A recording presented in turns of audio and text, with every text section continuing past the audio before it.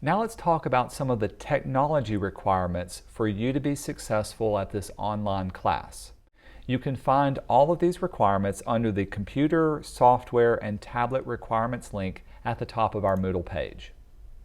When you open it up, let's follow along. The first thing to know is that you are responsible for making sure everything works for this classroom. There's simply no way that I can troubleshoot every problem that tends to come up. I can certainly help you out as much as possible, and I can maybe give you some good suggestions, but there's no way I can fix your computer, install your software, or make sure your tablet is running and working properly. So it's up to you to understand and to troubleshoot any problems that do tend to come up. If you follow along with these requirements, you should have minimal problems and everything should work out for this semester. First, let's talk a little bit about the computer requirements. All the class assignments are going to require you to have either a laptop or a desktop to be able to work on these. This means you cannot use any other kind of touchscreen tablets like a notebook or your phone in order to work through these. Now, if you are looking to purchase any kind of laptop or desktop, I do have a couple of brands that I recommend. Things like Apple, Asus, HP, Dell, Acer, and Lenovo. All of those are well-tested name brands that I myself and other students have used within this class in the past. Second, your computer needs to have enough memory in order to effectively run the two programs that we're going to be using this semester, Photoshop and Adobe Illustrator. Now, it's recommended that your computer have at least 8 gigabytes of RAM memory in order for it to run, and at least 1.5 gigabytes of scratch disk free space in order for it to run. Now, how do you determine this? Well, usually you can go to your computer's system preferences to be able to see how your computer is set up and running. Typically, most computers should have this amount of space, but there are some things that you can look for. For instance, if I go to my computer settings, I can either go to About This Mac or my system preferences to see how much room is available. If I go to these preferences, I can go to my memory, and I can see that I've got 8 gigabytes installed. If you have more than 8 gigabytes, even better. If I need to know how much storage space, and this is what it means by scratch disk, I can see how much room is available and how much room is being used up. Right now I can see I've got over 500 gigabytes available. More than enough is ready to go. However, if you do find that your computer is running slow or that you're getting warnings about running out of scratch space, this means you either need to update your RAM memory if it's running slow, or you need to start deleting away unnecessary files to free up some scratch disk space. To do this, you may need to erase away things and back them up so that you've got plenty of room to work on for your computer. Next, your computer needs to have a good graphics card that can run these different software without any issues. Most computers that were created within the last 5 years should have a pretty good graphics card. But if you want, I've got a link on the Moodle page where you can see all of the tested graphics cards that have been tested for the Adobe software. This way you can ensure that yours runs properly. The main takeaway is if you've got an older computer that's older than 5 years, it may not run the software fast enough or well enough for you to be successful at these projects. The last thing that I'll say regarding the hardware requirements for the Adobe software is that Adobe provides really good online support and troubleshooting for most of the major problems that tend to come up. At any time, if you've got a problem with the hardware or even the software that you're running for the Adobe programs, you can go on their website and be able to find a solution. I've given you a link on the class Moodle page to where you can go to the Adobe website and be able to click around and find your problem. But if you do have anything specific that you can't find, please feel free to let me know and shoot me an email. Finally, under computer recommendations, you need to be able to connect to the internet. Now, this is an online class, so that goes without saying, but make sure your internet connection is fast enough so that you can stream video, download large files, and also upload large files, and that you don't have any restrictions to the class's online Moodle page. Next, let's talk about the software requirements. You have to have access to Adobe Photoshop and Adobe Illustrator to work through this semester's projects. Now, the most current version of these softwares is what I recommend. Even if some of the online tutorials that I have are an older version, you should still be able to use them. Now, Adobe no longer sells each of their software individually. Instead, they like to have a subscription to their software that you can pay for either monthly or as an annual fee. This is known collectively as Creative Cloud, so if you're looking for this online, that's what to search for.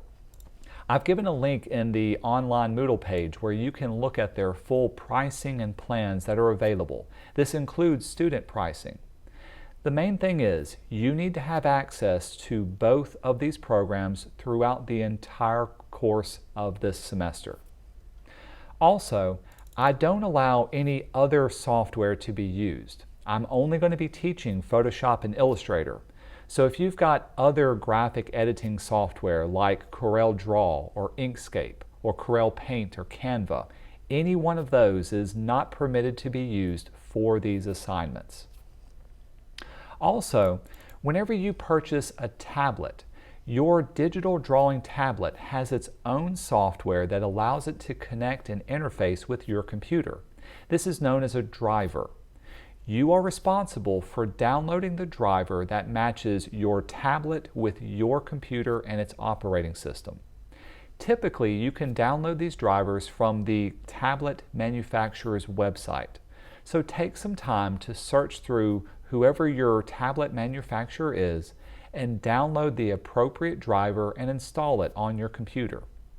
Doing this will give you full access to being able to use all of the features for your tablet. Also, since this is an online class, of course you need some sort of software that allows you to connect to the internet, stream video, download, and upload documents. And finally, if ever I have to give you any kind of document, it'll usually be in a PDF format. There's lots of different free and open software that allows you to access PDFs, but the best one that I recommend is Adobe Acrobat Reader. It's available for most any operating system, and you can download it from the link that I provide on the Moodle's page. Now let's talk about some of the tablet requirements. This semester, you're required to have a pressure-sensitive digital drawing tablet. These are the kind of devices that allow you to connect your computer to a drawing surface that you can draw on using a pressure-sensitive pen and draw in a very natural style. All of the assignments that we'll be working through require you to have this kind of technology, and you can't simply use your mouse or your laptop's tracking pad in order to work on it. Having this technology will get the best out of all of the projects. Now, these tablets come from a variety of different companies, can be found in a variety of different sizes, and can fit a lot of different budgets. The two most common tablets that I would recommend can be found on our Moodle page from Wacom and from Huion, and I've got an example of them here. This smaller tablet is the Wacom Bamboo, and the newer one is called the Wacom Intuos. Wacom tends to be the industry standard for digital drawing tablets. For example, even though this is an older model Bamboo Wacom, it still works very, very well on the newer computers and the newer software. It's the kind of thing that it does cost a little more, but it's a great investment. If you're looking for something that's a little bit larger and actually a little bit more cost effective, Huion is another company that I highly recommend for their digital drawing tablets. Regardless the one that you purchase, they both come with their own digital drawing styluses that work well for their surfaces. Regardless the one that you choose, just make sure it's compatible with your computer and it works well with Photoshop and Adobe Illustrator. The final thing I'll say about tablet requirements is that I do not allow you to use any kind of iPad, Galaxy Notepads, or touchscreen laptops. Nor do I allow you to use a slate pad that records your pen movements and then later digitizes those movements onto your paper.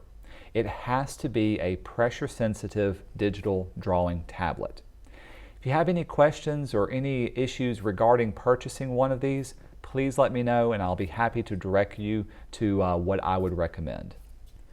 Finally, let me give you some other technology recommendations. Now, these are only recommendations. I don't require them for the class, but they're the kind of things that tend to come in handy when working on these projects.